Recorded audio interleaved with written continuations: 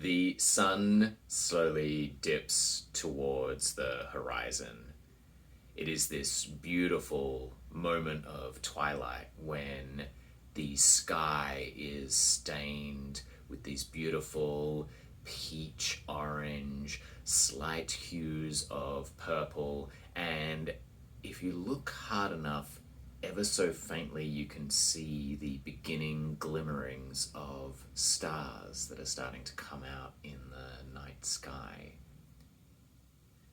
Tendrils of smoke carrying little embers slowly float up and find themselves feeling like for just a moment they are a part of this greater cosmos. And as those embers flicker and fade, all that they were still is, but the potential that they have transforms and moves into the cosmos around them. For this is their legacy. That spark, that beautiful hearth light that warms an interior log cabin, the popping and cracking of the flames, this merry dance that is swirling around and taking what was once wood and transforming it into something else. This beautiful log cabin, the warmth of the firelight just flooding through it and filling it with love and life. There is a cauldron, this little pot of stew that is bubbling away, and the smell that is within is just tantalizing and mouth-watering. Freshly caught venison and root vegetables with beautiful fresh herbs coming on through. A well-worn wooden spoon dips in and just stirs around, very slowly lifting up a chunk of venison and dropping it back in, watching as all of that beautiful fat and flesh is just melting into this feast that is being prepared. The hand holding the spoon, weathered in its own right, dirt staining underneath, chipped nails. You can see that there are scars upon there, the wrinkles showing just a little bit lighter than the rest of the ever so tanned skin. The slight graying on the hair of the forearm. We see a human man, mid-40s, well weathered by the world that he has lived in. He's got salt and pepper, like flecks of stubble on his cheeks, and he has this shaggy, like, mane of similar colored hair, this, like, just graying, but you can see that there is some black that's still trying to sort of maintain itself, but it is losing this ongoing battle of the sands of time. This man looks down, the crow's feet crinkling at the corner of his eyes. They are almost violet in color, and there is just the faintest like of power that is within as he just looks at the spoon, and then there is a wisp, a tendril of energy just going out and wrapping around it. The spoon continues to stir in the cauldron, ever so slowly, just moving around, ensuring that nothing gets burnt. But the man's hands move away.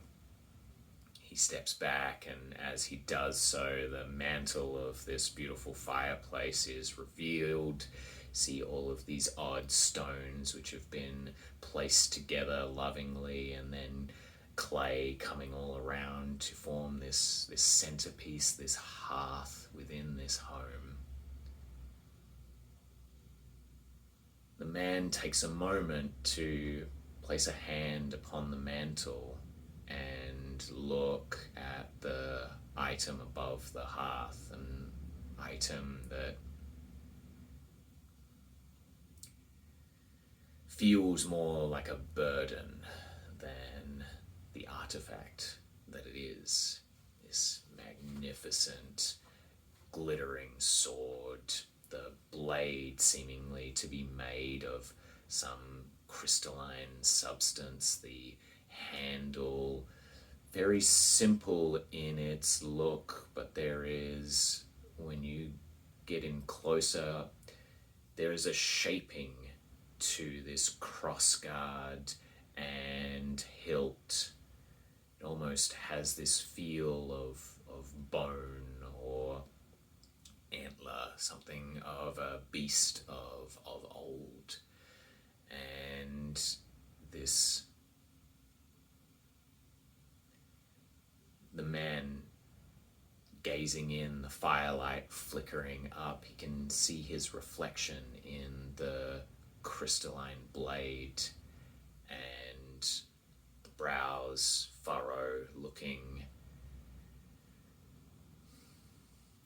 at the thing that was his last task, his greatest task, perhaps, gifted to him by Furian Faustus, this sorcerer who commanded the Flame and Fury mercenary company, this sorcerer who is descended from ancient red dragons and was constantly seeking glory through deeds and battle and pushing those under him to follow suit.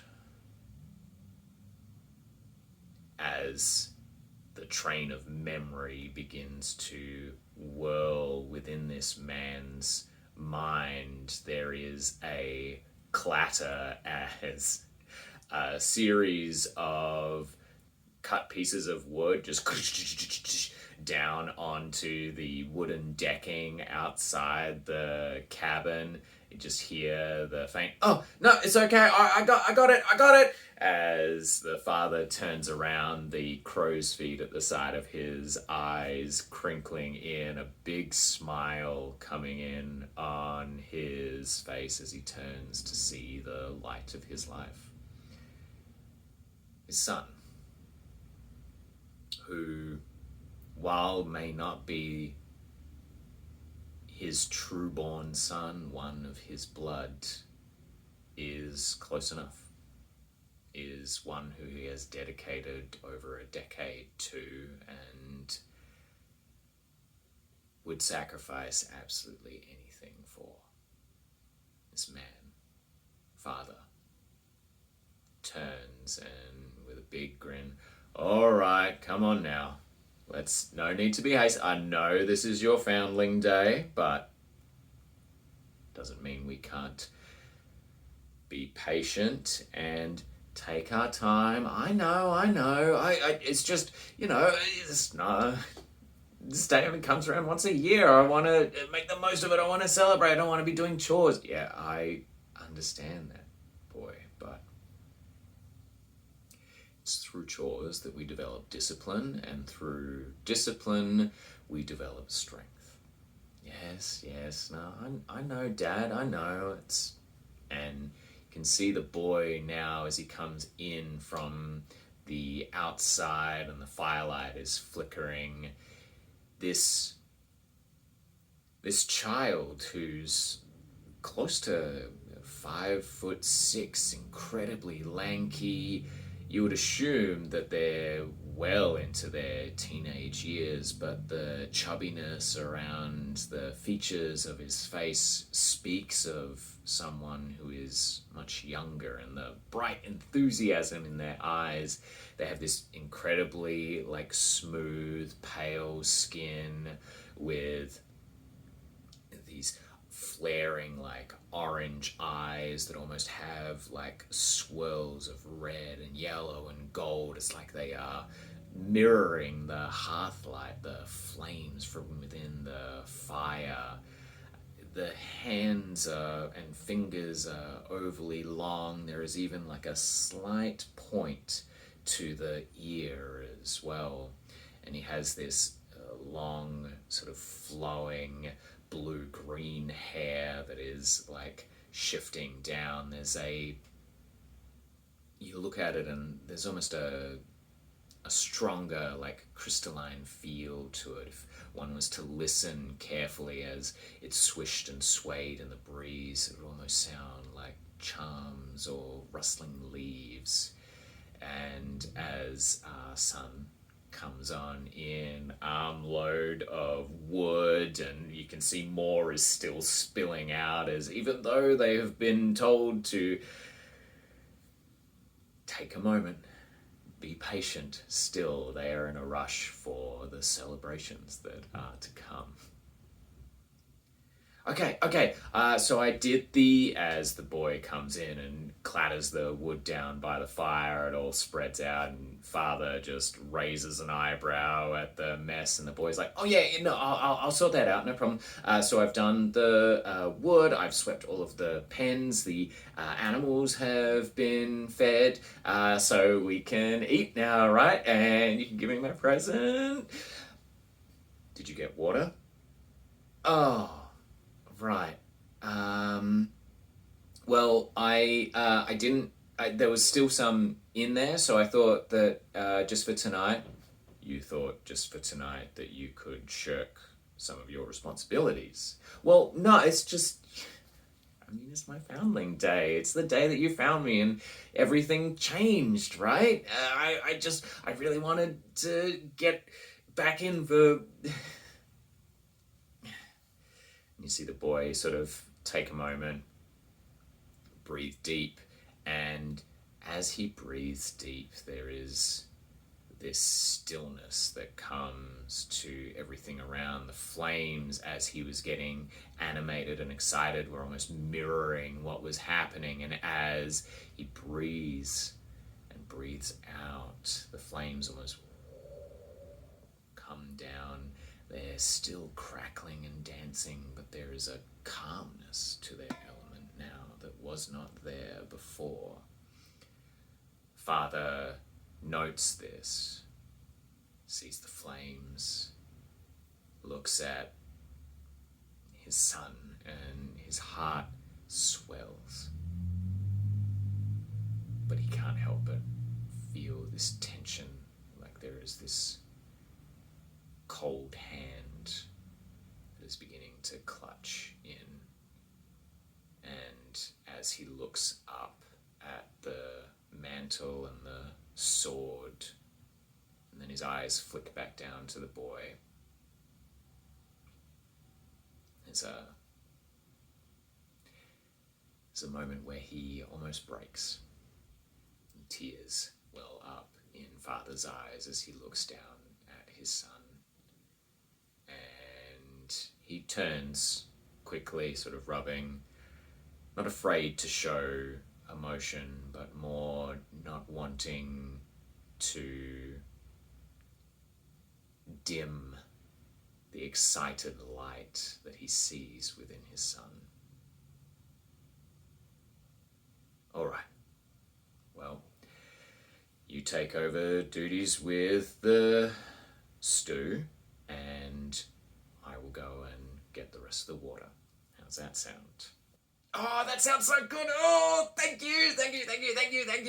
And the son heads on over, tries to grab the ladle, misses. And there's almost a game as you see father's hand sort of darting as he uses his psionic power to shift the ladle around and then hold it still ever so slightly so the boy can reach out and snatch it. Ha! Got it. Okay, I'll see you soon. I'll be right here. Don't worry. I'll make sure it won't get burned.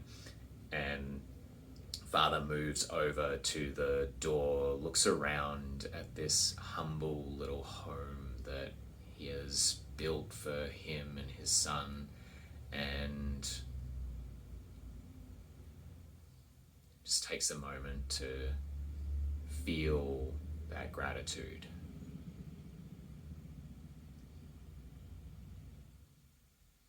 To take it all in, to breathe it to just allow himself to still hold on to that seed of happiness that he has been nourishing every year that this boy has grown.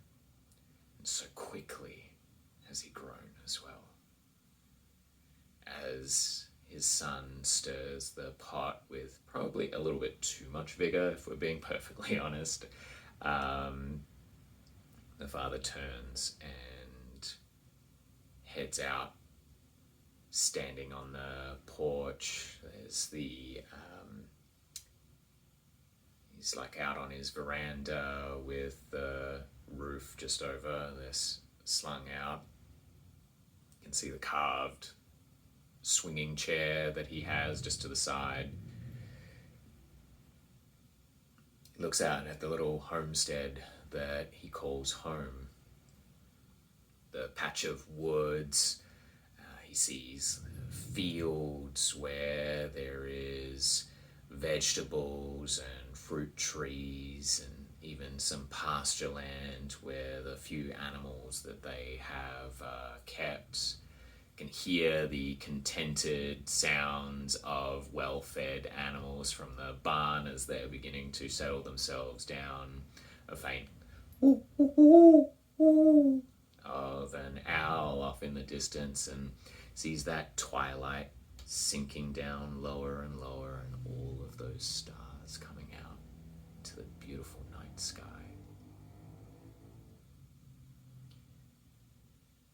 As he steps forth and goes to head over to the well to fill up the water, just glances over to the side, that faint whoosh in his violet eyes as he whispers out loud, knowing that he doesn't need to, but it's more an assurance for himself than anything.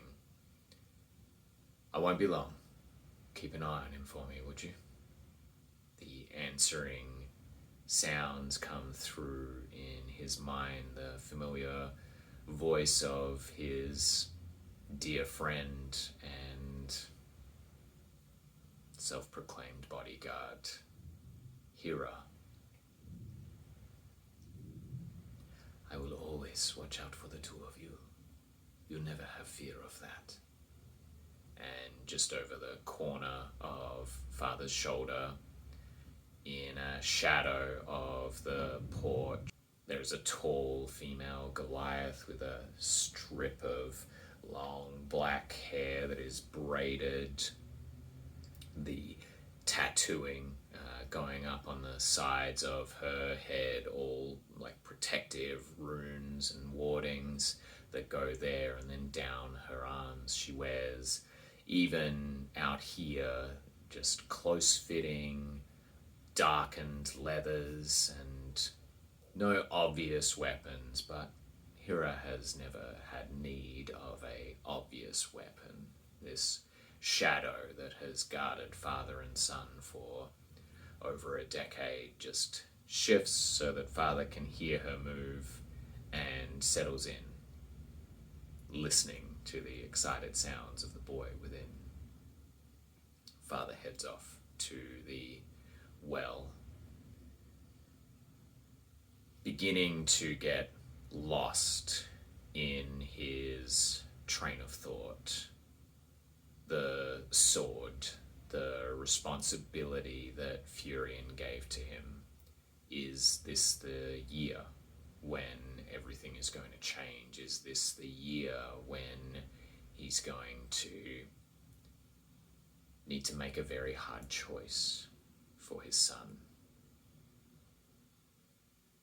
Or does he give that choice to his son, who seems so young to him, but whose wisdom and light so often surprises, and so often gifts to those around them.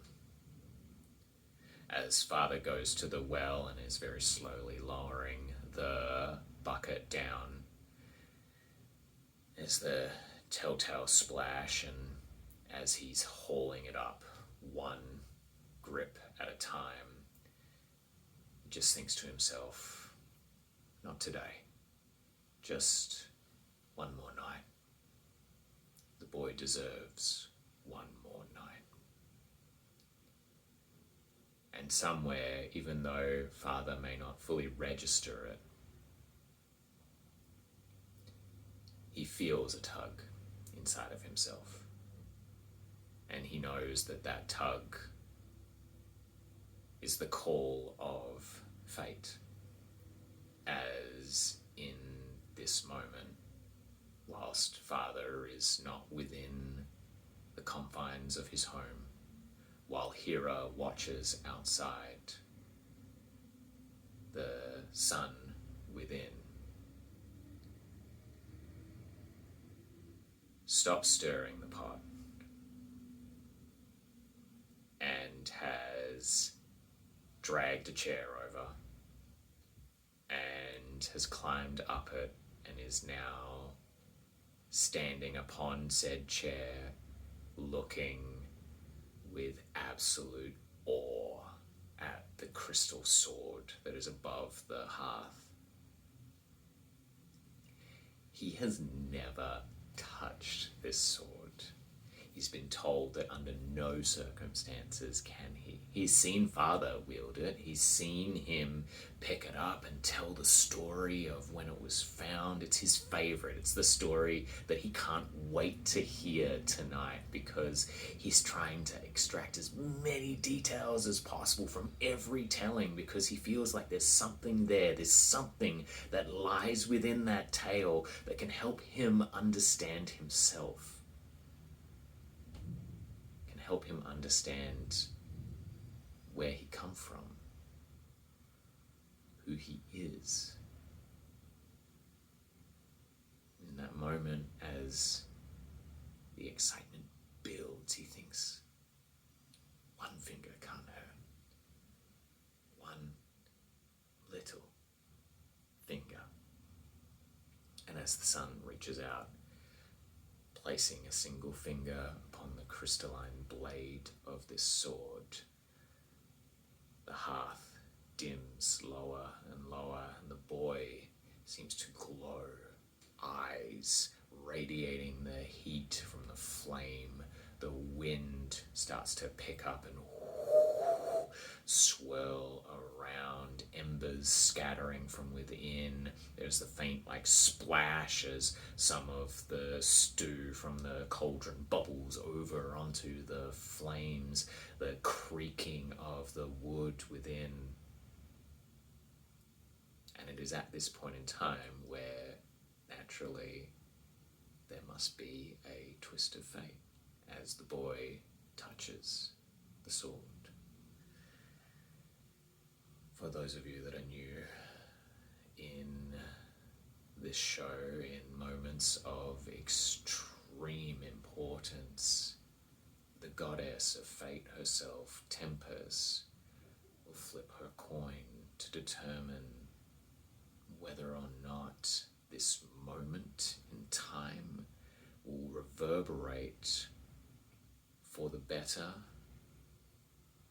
and for the growth of the higher self of this individual, or if this is a moment in time when that individual will find themselves drawn down into the spiraling darkness within themselves and have that seed of black take root and grow. And so now I must flip this coin for this boy, this innocent, and see what may be.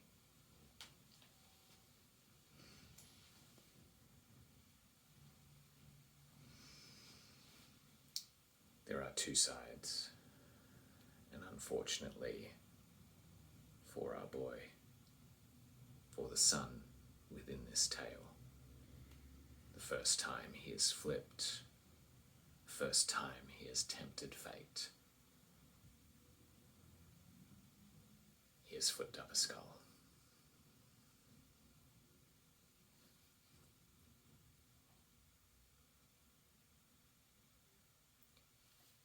Outside, Father looks up the water almost to the top as a wind picks up. Faint thunder is in the distance. Rain begins to splash down where there were no clouds previously. Trees begin creaking and groaning, and as he turns, there's a massive flare of light from within his home, within the place where his heart, his whole heart, his child that he brought in, that is his charge, lies. And he fears the absolute worst. He drops the bucket, it clatters down the well, splashing as he goes racing towards the cottage, crying out, "Hera! Hera! What's happened?" And he gets to the doorway and looks in. And that's where we're going to end Legacy, Episode 1. And we will come back to discover what Father finds within next time. Thank you so much for joining us.